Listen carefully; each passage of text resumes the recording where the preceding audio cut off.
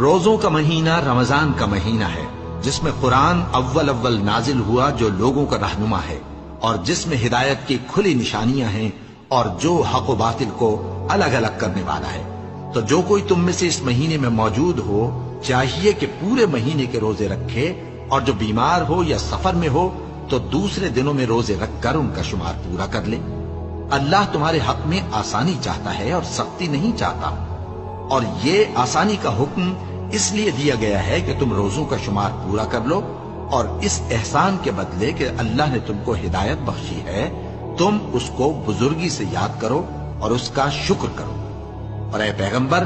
جب تم سے میرے بندے میرے بارے میں دریافت کریں تو انہیں معلوم ہو کہ میں تو تمہارے پاس ہی ہوں۔ جب کوئی پکارنے والا مجھے پکارتا ہے تو میں اس کی دعا قبول کرتا ہوں۔ تو ان کو چاہیے کہ میرے حکموں کو مانیں اور مجھ پر ایمان رکھیں تاکہ نیک رستہ